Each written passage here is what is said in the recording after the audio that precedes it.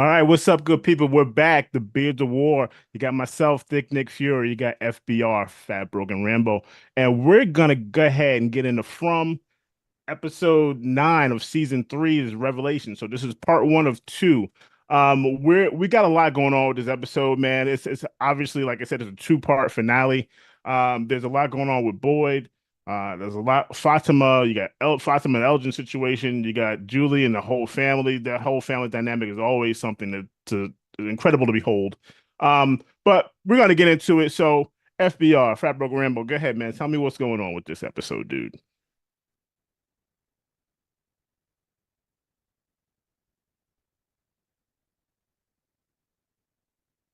All right, it looks like it may have some technical difficulties. So, all right, I'll start it off till we get things going. So again, we have Boyd's Parkinson seems like it's acting up again. So we know earlier on in the show, he had an issue going on where uh, it was like something in his family's past, right? So he has this Parkinson's that he's been dealing with, and it's kind of getting a little bit worse. So he kind of comes clean with Kenny, and he kind of wants to let him know, like, hey, man, listen. I may not be able to do this for very long, so I might need you to come in and be the guy that takes over. And Kenny's not really prepared to take on that role. So he's like, hey, man, I'll come back. I'll be your deputy, but I'm not ready to be the man in charge. So, all right, Rambo, you're back. Yeah, man. Sorry about that. No, that's cool, bro. And we all glitch at times, man. I'm glitching right now. But yeah, so I was just going really quick about, Boyd and his Parkinson's is getting a little bit worse and having a little discussion with Kenny about, whether he wants Kenny to kind of take over, but Kenny's like, nah, I'd rather just be the second guy in charge. So that's kind of where I left it. And I know you wanted to get into the whole narrative and I kind of let the people know the meat of the episode. Absolutely, man. Hey, like technology fails you whenever you expect it's going to be successful. So, hey, yeah, man. As Nick was talking about, Boyd is kind of on this like redemption arc, so to speak. He's got some guilt for how he may have handled things in the past, and he's trying to mend fences with Kenny. So basically, after the town meeting where they all agreed to kind of like split up into two-man teams, terrible idea. Hey, man. You can claim this as sci-fi all you want, but currently it's definitely a horror show. And the rule of thumb is the larger the group, the better chances of survival. So far, so good though. So Boyd and Kenny kind of team up, and this is kind of what we see from the characters throughout the episode. For the most part, you see some exposition between some of the teams. Um, like as Nick alluded to, Boyd's Parkinson's is like really starting to take hold of him. Like he has that scene where his leg kind of gives out, and Kenny's got to help him up, and Kenny realizes like, hey man, like Boyd's time to be the tip of the spear is kind of coming to an end, and he takes up the mantle. And it was nice to see them kind of get back together. And then we flash over to another party, and it's Donna and Acosta, right? So Donna and Acosta are doing their thing, and it's kind of weird because I find it a little frustrating because Acosta's brand new to the environment, right? Hey, we're looking for some shit. All you're doing is walking around the woods in the daytime looking for somebody that's missing, right? Hmm. There is no reason why Donna can't just fill her in and all the gaps and questions she might have. You've got time to kill. Answer those questions because she's every person that you bring into the fold and share this information with, whether they want to believe it or not, will be an ally at some point in this journey. So I don't understand this delay of reeling of information. But hey, man, it's a show and you kind of have to take a leap of faith every once in a while. Yeah, that's true. I think Acosta though that personality is a little strong, and I just don't think Donna wants to deal with that right now. She's like, okay, it's not like she's gonna sit in and take it in. She's gonna be very like like confrontational with it, right? She's Yeah, gonna have true. questions, which is Very true. normal, but Yep. because of her personality, it's gonna be harder for her to soak it in. So I think Donna's like, look, right now, I just need to find Fatima. Like we're limited on time, right? I can explain this to you all night long because we're gonna be in the house right now. Focus on the task at hand, right? So Very true. um and Acosta, man, I'm telling you, man, she's gonna be an issue, man. I can just feel it, and she has there's already a power struggle, and she just got here. Like, okay, yeah, look, I was a cop. Yeah, you were a cop out here. None of that matters out here. You know what I'm saying? Like, Yep. Boyd was never a law officer. He was in the army, but he was deemed the sheriff, right? So the whole who you were does not matter, right? Right here, right now, Boyd is the law, right? So she's already pushing back on that, and she has. I mean, the questions she has are absolutely relevant, but it's like you said, it's like questions that everyone's asked that question. Like Kenny explained to her before. Like everything you're doing, everything you're saying, like oh, I'll be the one to fix it. Like we've been there, we've done it, we know, we get it. Like, it's nothing that you're seeing that hasn't been seen by someone before, right? So Acosta, like I said, she's just trying to get answers, which we understand, but she's gonna try to make a power play on this pretty soon, man. I definitely see that coming.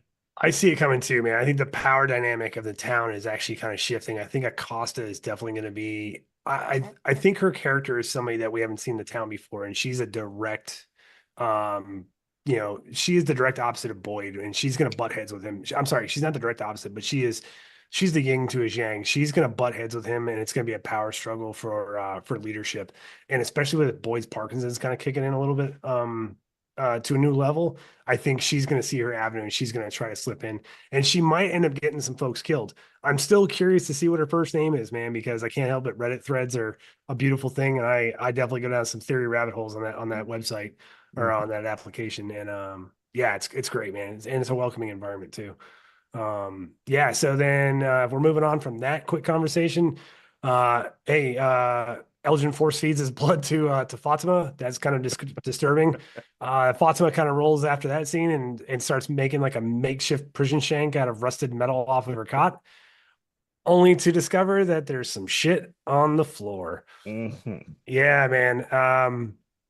We can get into that a little bit later down the road because it kind of like takes place over the course of the episode. But hey, some other highlights: Jim and Tabitha kind of like amend their relationship to kind of get on not mend, but they're on the same path now. Like their Right. efforts are unified, and it's kind of nice because you can kind of see the kids, Ethan and Julie, kind of bouncing back from their kind of like isolation because they see that their parents are finally unified behind finding a solution, working together as a team, and now everyone's kind of rowing the boat in the same direction, kind of thing. Um, yeah, yeah, a really good tense standoff sequence with Victor. He goes into the house to what's the house called? Um, The Community house. house. Yeah, yeah, I just call it the frat house. Yeah, the frat house basically for lack of a better term. And he starts ripping his room apart and freaking out a bunch of people, which I find hilarious. Um, and he pulls out an axe and he basically goes outside and he's taking the fight to the tree because Victor is still so overwhelmed with last week's episode finding where he basically unearthed the trauma and he aligns his guilt to having basically told his mother a story and she went out and died because he told her the story. And Mhm. he harbors that guilt, something fierce. He goes to chop down the tree. Bold move, Cotton. I don't think we've seen the end of that axe. At least I hope Mhm. we haven't, because I'm kind of curious to see what would happen. And the boy in white makes an appearance, man. And due to some decently creative writing, we've explained away a young child actor's aging. I know a lot of people aren't digging it. Right. Some folks have criticized it. I thought it was pretty creative, man. Like Yeah. they actually stopped to think about that and they addressed it. And whether you want to buy it or not, it kind of works. The Right. It explanation addresses works. it. Right. You It came up does. with some kind of an answer. Thank And you good. from Yeah, an thank you answer. for that attention to detail that you're like, hey man, I know you have 6,000 fucking mysteries bouncing around in your skull right now, but this is why the kid looks like he's about to have acne problems. Oh man. Well, listen, man. Let's not Also, talk about fucking time travel, whatever we do. I harbor on this every time. The right people are not having discussions, right? Like everyone's like, oh, well, I don't want to talk about it. Why? What else do you have to do? Like, what else is there that you're doing right now that's more important than sharing the information, sharing the experiences that you're having, sharing the visions that you're having? Like Right? if Julie gets in, however they want to do it, the town hall meeting, or everyone gets together and talks about what happened, or AA meeting, whatever you got to do to everybody get this information out. She and Boyd would sit there like, wait a minute, you threw a rope down a well. Wait, Martin, Martin. Like that's gonna connect some dots. Where it leads, I don't know, but at least like I don't know how Boyd didn't Yeah, ask that man. question, right? Like, how did you get the rope down? Like, he came up to he the only guy he's tied up. How did you throw the rope down? You would think, okay, well, I'm just happy to get out of the well. But you would think that'd be a pretty relevant question. I think we asked it as soon as it happened, like, well, how did he throw the rope down if he's tied up? So Julie actually is the answer to that, right? But again, it's not like Boyd is even worried about it at that point. So the right people aren't. aren't communicating, right? And I think like this whole, well, I don't want like Randall's, I don't want to talk about, like, dude, like seriously, all that has to cease. Like we have to Yeah. start letting everybody know what you're seeing, what your visions are. Like Tabitha have freaked out. Like, okay, Yeah. well, cool, I get it. You freaked out. Tell me why you freaked out, and we'll probably find out in the next episode. But like, I don't need you just kind of freaking out and like, oh, don't touch me. No, no, no, shut up. Gather yourself and tell me what you just saw. Like, no, there's no more. Nobody gets a pass. No more So freaking out. We've been here long enough to know, yeah, this place sucks and they're trying to kill us. Let's get on task and find out what happened. Communication is key. right, and so here's the thing that I don't get, right, and I love Boyd's character, love Harold Perrineau. I think he's a phenomenal actor, Absolutely. but he's a military guy in this movie, right, or in this TV show, and Nick and I and Scorched Earth and our producer Jack, Captain Jack, we've spent a fair amount of time overseas between the four of us, and I mean a fair amount of time. And one of the things is like you just have the operational mindset, right? So like Boyd needs to be in the fucking operational mindset. If you're not having an update brief at 0630 and fucking 16 or 1800 every night, you're wrong Nope. because you are in a war zone, brother, and Right. you have to have updates on the battlefield. So this is what I don't understand. Be like, hey man, S3, get the motherfucking work, man. Start having briefs. Start. Mm-hmm. Be like, all Yeah. right, what are the SIG acts of today? Significant activities. All right. Yep.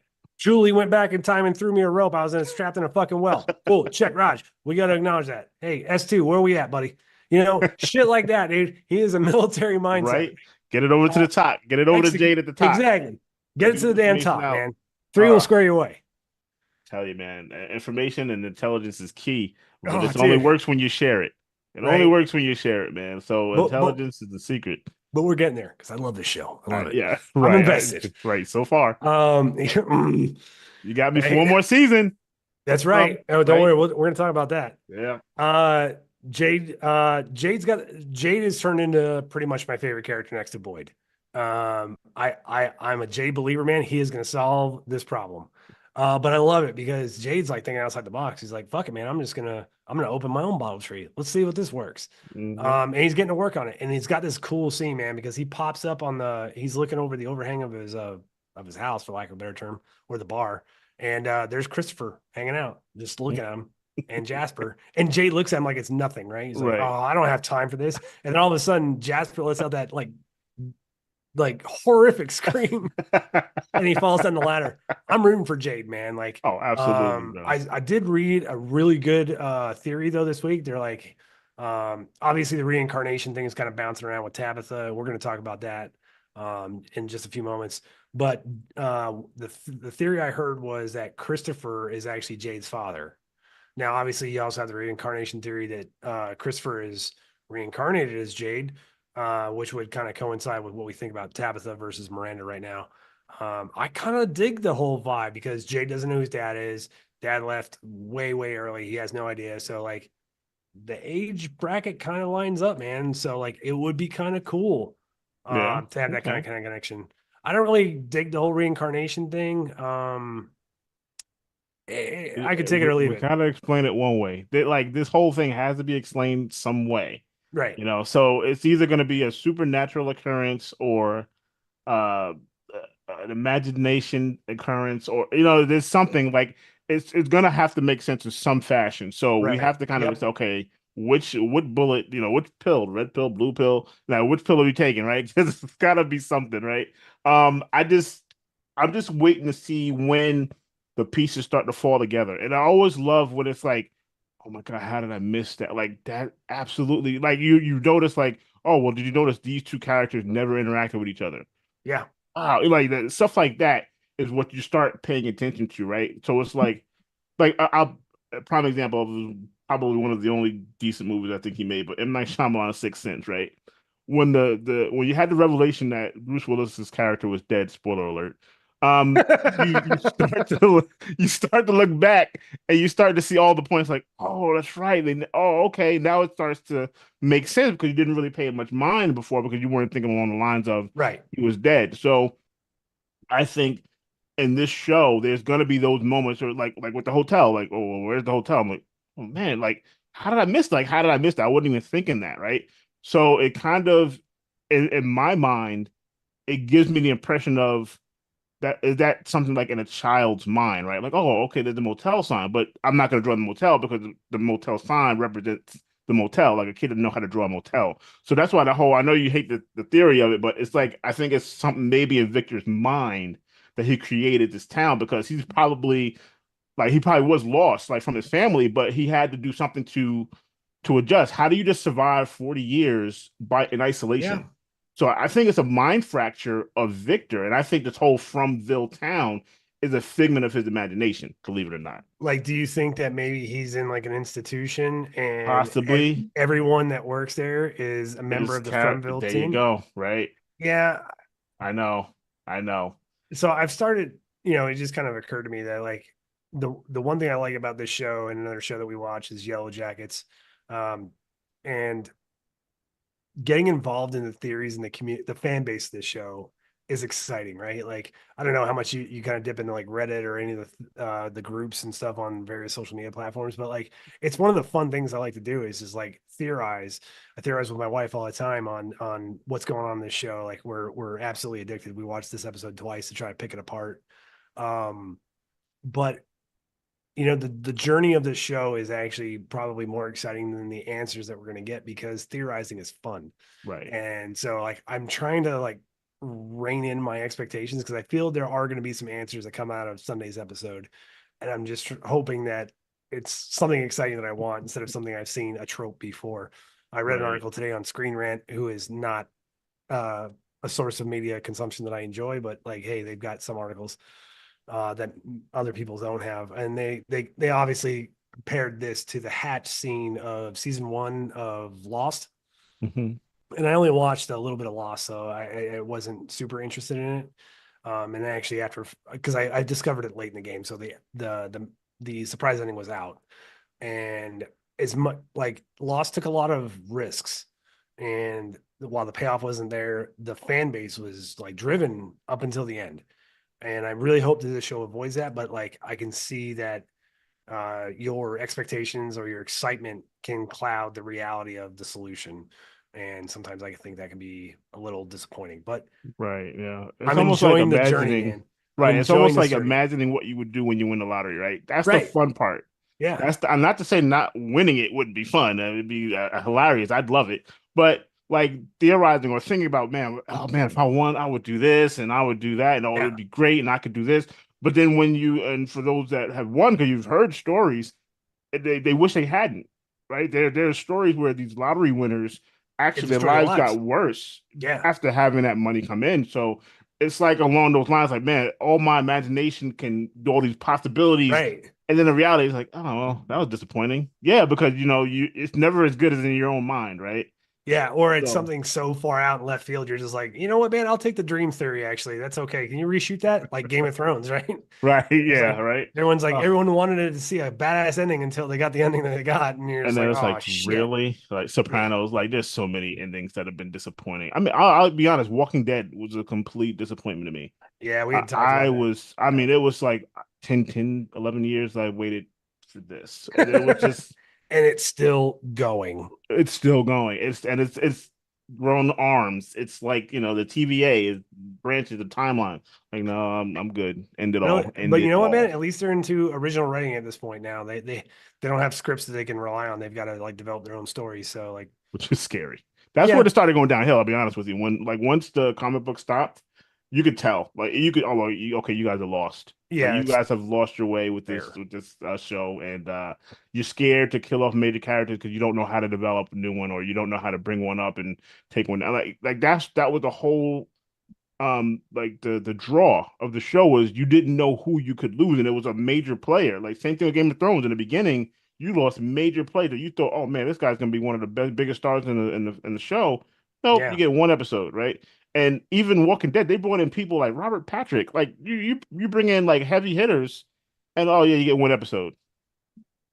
Robert Yeah, Patrick yeah, was in The Walking Dead. Robert Patrick. Yeah, he had No an episode shit. of Walking Dead. Huh. Yes, sir. Yeah. All right. Michael Bean did as well. Ah, I like Michael Bean. I remember his character actually. Yeah, yeah. Um, so to get back on track of the episode, sorry guys, we have a tendency to ramble because it's fun to Rail. talk about this stuff. So the big reveal of this week's episode, aside from the trap door that, or not the trap door, but the locked door that Fatima finds in the root cellar, Seller, yeah. that was huge.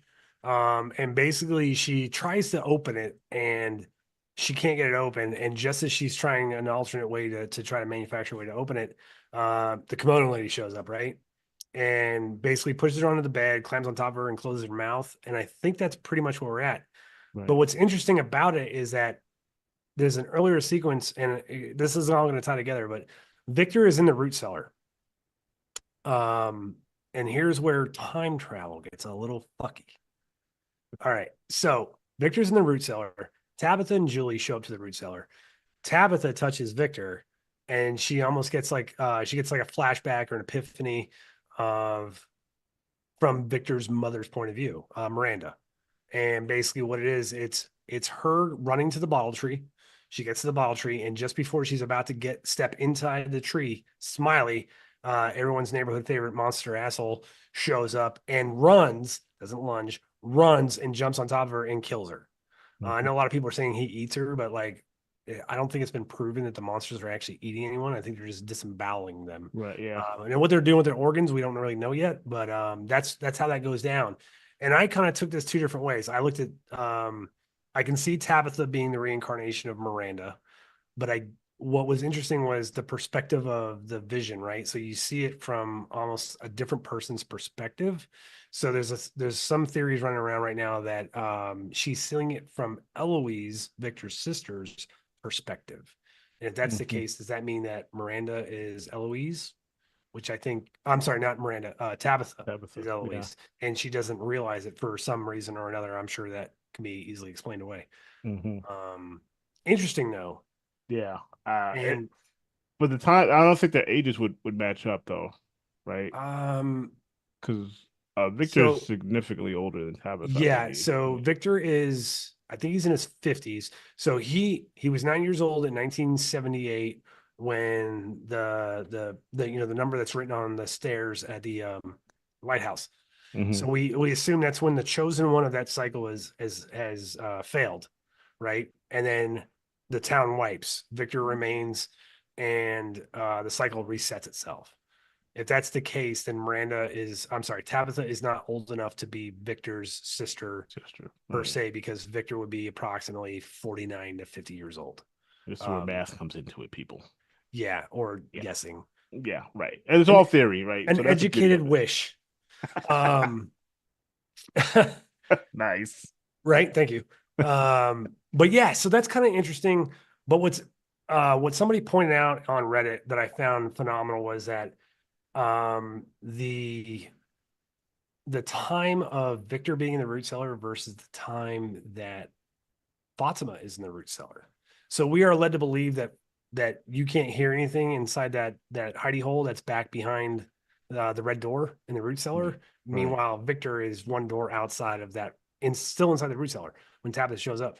And someone pointed out on Reddit that the door colors of season 1 and 2 of the root cellar are a different color from currently. And I'd have to go back and watch, but I'd be curious to see if currently you mean when Tabitha and Julie enter the root cellar, or currently when Elgin enters the root cellar. Mm. Because now that we've introduced time travel, even though it's in a confined space like the dungeon where Martin was hanging up and Julie kind of threw the rope down to Boyd, we don't know how far it extends. We don't know the capabilities of Julie's powers, if it's just Julie or if it's something else. Like, once again, man, more questions than answers, but hopefully Revelations Part 2 will give us some of those. I think they will. I think at this point in the show, they know that they've got to give some answers to the fans. And before we continue further, I will warn you guys, there are spoilers out for episode 10. Somebody leaked them a while ago. There are YouTube videos. It is out there. Just be mindful if you're not looking to get it spoiled. I'd watch out and make sure you just get to Sunday free and clear so you can enjoy it. I have no desire to watch spoilers. This is just one of those shows. Usually spoilers don't bother me. But I like theorizing far too much on this show Right. to Absolutely. ruin it, because I think that's half the adventure, right? It's the journey. That's true. Yeah, and they definitely go back as far as the Civil War because there has to be a significance for that Civil War soldier, right? That Jade saw very early on. Yeah, the one that was crushed by the boulder, right? because Was he's in he the the one? I don't dojo. think he was the one. I know he came at him at the tree when him and Jim were out there trying to get Yeah, the but tower set up, that's and one he of them, attacked him. right? Right. Yeah. So, But like I there's said, there's an got to be a significance there. but the first time Jade goes to the root zone, and I can't remember what season it is. I want to say it's one. He walks in there, and there's a guy, kind Underneath the of boulder. right, and he's Yeah, I in don't the think that door was a jam for soldier the though. first door. Yeah, I don't think that was a soldier. I think it was just a Okay. person. Yeah, because the Civil War is very distinct, in the uniform and everything. So, Yep. like those pieces have to come into play. Like you can't just throw that out there and Yeah. not have it mean anything, right? And the fact that the monsters are also looking very throwbackish, right? You got your milkman and your nurse, and they look like they're from like the 1920s, 1930s era, So I'd it's give him not the current. 50s. Yeah, yeah, maybe 50s. Like so, it's not so there's definitely some time shifts in there, and the motel sign is a very old looking sign. Like that truck I think that's overturned in the pool is like an older truck. So Right. And we've seen cars too, because the sequence where Victor does the flashback talking about how everyone was wiped out, you see like 1964 like Thunderbirds and other goofy shit on this, like old classic cars on the sides of the road. And then when you get to the modern, well, the what we would consider the present day of Fromville, right, with Boyd and all those guys, you see like an old VW Bug, not from the 60s or 70s. I'm talking about like 2000s, late 90s and shit like that. So mhm, they've moved those cars, or has the universe reset itself for a new cycle? right, because they really don't explain that. Like what happened Right. to Jade's Audi? Like they showed a pretty new car. I mean, we did Yeah. see the RV. The RV is still there, right? So Jim and the one that Jim and Tabitha and the family came in, that RV is still there, overturned. But like all the other vehicles, like there are a lot of people there. There are a lot of people in this town. Did the Audi crash though, or did it just stop It suddenly? just stopped, so it should literally be in the road unless they brought it back and parked it somewhere. I mean, it's Yeah. details like, okay, are we really worried about where they're putting the vehicles? Because if that's the case, everyone came there, I would think, by driving, right? I don't think anyone walked to this area, right? To Right. Fromville. But no So one there should has be a tried to lot more drive out, vehicles. and yeah, no one's tried to drive out yet either though. Right. So Um, the bus is still there. well, they shot the bus tires out though, remember? Because when the bus shows Right, up, that's right. the And I first think thing they do that to all the vehicles, right? but it's the smart thing Because to do so people don't panic and cause injury to other folks, especially when they're right, starting to come to grips with the fact that they're in this that wacky they fucking can't get out. situation. Right, exactly. One of the things that was interesting to me was that I read was shit. Damn, I totally forgot it. I apologize. No, it's cool. It's cool. Sometimes it happens, man. We're vets. But like, so that's just like one of those minor details that you bring up, and you kind of wonder, okay, well, where are these things? Like, how are they, cycling through them, right? Like, Yeah. um, what significance? Like I said, those visions or those beings that they're seeing, what's the significance and what's the time frame significance? So, that's probably hopefully we get a lot of answers, at least some. At least give me, I'll I think take we'll get two some. and a possible. Give me two and a possible for I'll the tell you what I'd like to finale. see is I'd like to see another survivor pop in. And I'd like to see somebody come in that's actually been existing in the town, so to speak, Hmm. that hasn't associated with the town. Like I really wouldn't mind seeing an Eloise pop up that has gone like when she saw her mom get killed, Hmm. that basically she made a run for the woods and has been surviving ever since. I still want to know what drug the tent in season one, because I'm still pretty sure there's giant fucking spiders in this show. Um, or an Right. explanation of. But the one theory that I saw earlier this week that was interesting was, or someone was told me was, what if the faraway trees operate differently at night, and that's the way to get home, is that if At had certain Miranda times. made it through the tree, she would have gotten out. And that's the thing, you've got to go through the trees at night because the threat is real. Like you kind of defeat the game, or you beat the game, right? Right, And I right. wonder if that's why Smiley, for the first time, we saw a monster actually aggressively attack and run, because that would have meant that they would have beaten the game. But it still doesn't solve, the seven children in the sacrifice, the boy in white. There's just so much stuff. And hey, man, spoiler alert, Man in Yellow is coming. So if you guys don't remember who that is, in I think it's episode 3 of season 3, when Tabitha is at Henry's house before they get pulled back into Fromville, and she's panning across the various paintings that Miranda painted in the basement. There's one photo, and there's a dude with a scar, kind of like Randall, Hmm. dressed in a yellow suit. That guy has been cast. He is casted in IMDb on IMDb. I watched the interview with the guy, and he said that he has a role in episode 10, and if season 4 gets greenlit, which I could have died. happened earlier today, it's filming in 2025, releases in 2026. Sounds like the Man in Yellow is going to have a persistent role in season 4. And oh yeah, hey, one last highlight just to get you guys ready to fucking rock on Sunday. Runtime for Revelations Part 2 is 73 minutes. So it's 73 minutes, man. We should get some motherfucking answers. Please. I know we got the questions are good. We're good on questions. Yeah. Just a couple of answers, man. Just something to get tide me over, like a little snack in the middle of the night. To get me into season 4. Cause I know I'm gonna have to wait. I'm gonna have to wait for season 4. I get it. But just give me something, give me something to snack on until dinner's ready. And I'll be back ready to go for season 4, man. But again, this show is just it's great in the fact that it just keeps you like on the edge of your seat. Okay, like what does that mean? Like, okay, where are we going with it? And you keep wanting to come back to find out, okay, well, that's gotta mean something, right? And Yeah. like you said, theorizing and talking about it with other people, it's like, oh man, I didn't even think about it. That's a great idea. So I think shows Yeah. like this literally it gets people to think and it kind of it fosters these types of conversations, which I think is great, man. If you go to a movie, if you go to watch a show, you should be able to discuss it, talk about what you've seen Absolutely. and enjoy that. Like that's It's why we fun, do it. We man. do it because we absolutely enjoy doing this, man. Right? Like we would do this if we weren't on the YouTube channel, but since we're here, I mean, you guys subscribe and join the Hell yeah, channel, man. man. Let us know what you think. If you haven't watched the show for whatever reason, let us know why. Hey, I'm Yeah. not really into that type of thing. I'm not sure about it. Seems scary. I mean, whatever your reasons are, just let us know down in the comments, man. We'd definitely love to hear from you. But I'm looking forward to, like you said, man, part 2. So, Oh, it's gonna be so good. I can't wait, man. Sunday is around the corner. Oh, I know, right, man? I can't Yeah. wait. Hey, man, and if you guys are a fan of this show, I am an absolute addict for Yellow Jackets. I forced Nick to watch it, and now he's I'm on in. this journey with me, and I'm trying to recruit a Yellow Jacket army. The show is fantastic. If you like From, you'll enjoy Yellow Jackets. It's on Showtime. You can get it through Paramount Plus, but they just announced season 3 is coming out on Valentine's Day, 2025. Super excited. Still no word on the bonus episode. We'll see if it makes the cut. There's a possibility it might just get rolled into season 3. Either way, I'm excited because when From ends, that means I just got to get through the holidays, and we're talking Yellow Jackets, baby. And oh, I'm Let's so go. excited to see where that goes. And we'll be back with those. Yes, Absolutely. we will. We're gonna cover that from day one. And but yeah, man, From finale, Revelations Part 2, Sunday. Check it out. We're gonna review it. Hopefully Monday night, if not Tuesday for sure. 73 minutes. We're gonna get some motherfucking answers. I hope. I need them. I hope to. Hey, quick predictions. You got any theories on who's gonna die? Man, I hate to say it. I don't even want it to come out my mouth, but Oh, come on. I, I I think it's gonna be Donna, man.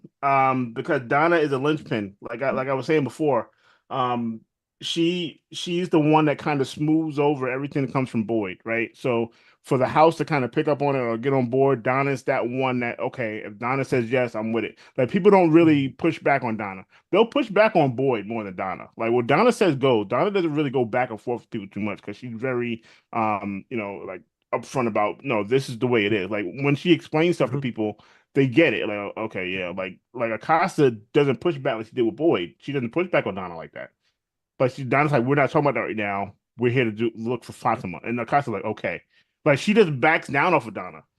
Like Boyd, it's like you kind of feel like, no, man, no, why is this? And like Boyd is trying to keep everyone safe, so he kind of and like he internalizes his frustration while he's always like cursing and he's screaming in the bathroom, like like because he's frustrated.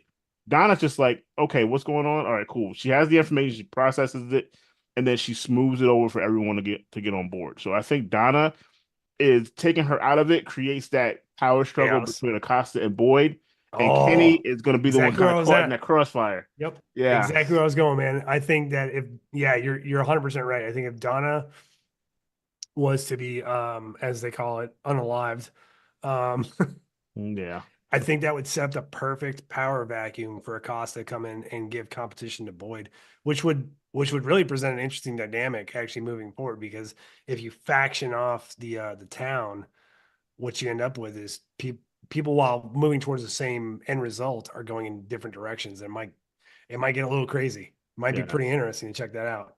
Yeah. So who you Boyd got, is man? not going to die, chat. Who you got? Who you got? Who do I FBR. got? Well, hey, shout out to Bitey. I've watched half of season one of Silo. It's a little slow. It reminds me of like a more mature version of Fallout.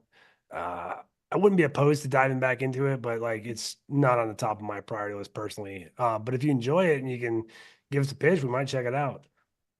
Boyd's not gonna die, chat. Saying it again. But for my pick, if I was gonna pick one, the obvious one is gonna be Jim. Randall's not going to die. I think also that, God damn it, I always forget Christy's girlfriend's name, Marielle. Marielle. Right. I think she presents an ideal candidate, but I think that killing her off because she's still tied to the music box monster, um, I think that would be a mistake because I think each person that was touched by the music box monster has had a different experience, and I think each experience is valuable, and we have no idea what she's gone through. Right. Jim, stereotypically, Jim is the perfect match for a for a kill on screen because he's had like his mini redemption arc, right? He's rebuilt his family. They're all driving forward. And in a show like this, you don't want happy news to travel fast. So kill him off and you just push the entire, I think they're the Matthews family, push the Mm. entire Matthews family back down into a rut and you just keep driving forward negativity. Yeah. And that's You just, don't want to be a moral compass. yeah, Don't be a moral compass. you can't give too much hope and faith to the show this, because they're pretty much at like the halfway point. I think they said Hmm. they could go for 5 seasons. I wouldn't be surprised they stretch it out further, but yeah, so that's just kind of where I think Jim's an easy answer to a big climactic kill that won't affect the overall story a significant amount. I got a dark horse. Oh, what you got? Dark horse. Ellis. I could see that. They I can. finally break Boyd. That's how they would break Boyd. Do you think Boyd could break with Fatima dying? I mean, it's possible, sure, but Fatima had, like I said, there's stuff going on with her, right, that we know. But Ellis would be like, I think that's all he has. That's he has or lost his wife. Now he loses his son, and then your daughter-in-law is it's essentially, I don't know, a monster or something at this point. Like she's drinking blood, she's like killing people. So like, not a Yeah, really good in-law to have. she's being forced to drink blood. Yeah, Um, right. I Is she think though? I don't think Fatima's going to die. I think Ellis is a logical death because it affects Boyd and Fatima, and you can see a rebound. But I still kind of stick by my original theory. I think Boyd is going to do a self-sacrifice for a hero's ending at the end of the show to get Hmm. people out. And I wouldn't be surprised if Boyd actually dies and his presence comes back to the town for the next cycle. Because I don't see this show I do not see this show ending on a completely happy note. I think the people will escape, and I think the cycle is going to reset. And it would Hmm. be interesting to see is if the cycle resets and Boyd has this heroic ending, if his soul or his presence or aura, whatever you want to call it, is kind of like stuck in there as kind of like a boy in white or a good spirit entity that helps escort the next cycle through. Cycle. Well, that's the whole thing too with the cycle. So if it's a cycle, why is Victor not a part of the cycle? I think Victor might be part of the cycle. I think so. I think if we were looking at redundancies, right, like the numbers 4 and 7 repeating the show, the reincarnation theory aligns with redundancies. I think if I was going to pick a character that Boyd aligns with, I'm going to say it's going to be Martin. Okay. Yeah. I think there's too many connections between like characteristics, and I know Martin's only had a very limited screen time, but I suspect that he was the leader of his cycle and that he sacrificed himself for his folks. And I think it went bad because I think no one listened to Christopher. Okay. Because I his like it. Marine Corps tattoo, I think his Marine Corps tattoo is on his like his right forearm or something like that. Because Boyd saw it and he was like, "Oh, you're a Marine." It's very Sailor Jerry esque in on the artwork and the font, and it just strikes me as like a 1950s kind of tattoo. So he might have been part of Victor's previous cycle, I like it. The good thing about theories, no one's wrong. right? All right, man. Until I'm right. Just saying. I'm right till I'm not. That's right, baby. Uh, all But yeah, right, man, I'm man. super excited and I don't want to ramble on any further. So Cool. All right. Well, with that being said, man, from the fellas here, Beards of War, got Thick Nick Fury out Fat Burger here. Rambo out here, man. Have a good night.